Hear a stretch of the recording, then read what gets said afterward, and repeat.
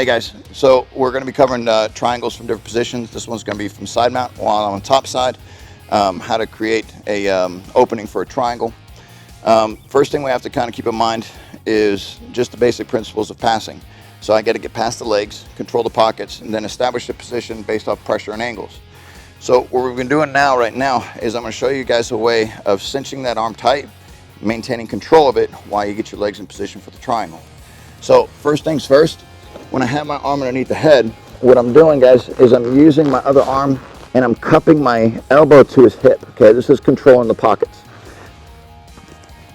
So while I'm here, guys, what he needs to do is to distance his hips in to get his knee on the inside. And once he gets his knee on the inside, he's pretty much home free to at least get an established position of recovery, whether it be half guard or guard.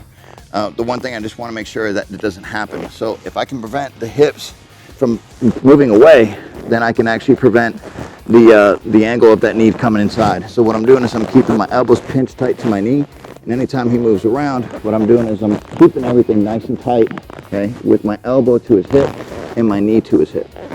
So while I'm here, guys, what I'm doing is I'm going to use my supporting arm, and I'm leaning in using almost like a pressure crossface. And what I'm doing is I'm bringing that hand down the inside up, and how I'm controlling this one is using my chin to keep pressure down. So it's hard to talk and keep the pressure down. So what I'm doing is I'm using my chin to keep this pressure down, and I'm using this other hand to fish it out. And so what I'm doing, guys, is that anytime I start feeling he's starting to wiggle his way out, I will go back and I make sure it stays stable, and then I move I control his elbow, or excuse me, control his hip with my elbow keeping pressure down. So what I'm doing is I'm feeding this out so I can get over his shoulder with the lapel, the tail. So sometimes it's going to turn into this, okay? What I'm trying to prevent with this is that it gets extended out.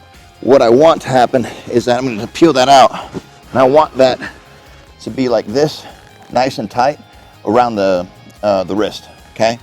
So as I'm here, I'm still maintaining that same control. I'm cinching that up, and you can use two hands if you want, and just maintain tight control with that.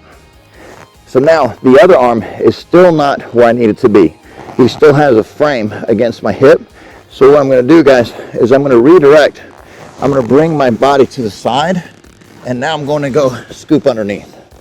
Okay, and that's to maintain that that arm trapped. We're going to go over a different angle in a little bit, so don't fret. So what I'm doing from here, guys, is I'm going over this arm with my leg, and what I'm doing is I'm going to go over my own arm. So if you can see right there, and I'm pulling him back to my side.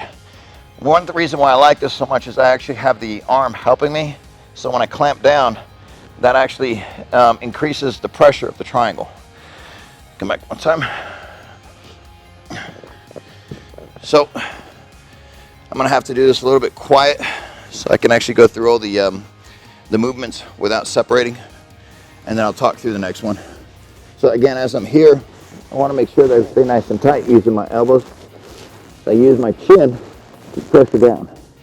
So as I'm keeping that pressure down, I'm fishing for that tail. I'm bringing it out, and I'm doing it to bring it all the way over, and then cinching that up. Sometimes that happens.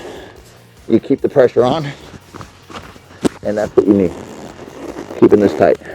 So from here, how I'm going to fish out that arm is I'm going to scoop, get on my toes, I'm going to go towards the legs, and then bring myself back in.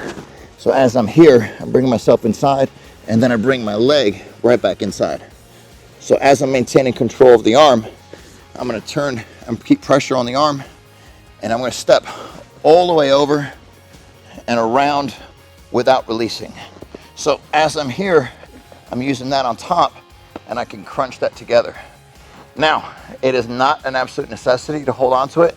You could totally let it go and continue on pressuring that hand and then finish it from there. But if you have the ability to hold on to that lapel, it adds a lot more pressure to the back of the neck, which is where the third carotid artery, or the third blood flow to the head is. So not only are you cutting off both on the side, but you also hit in the back as well. Good time.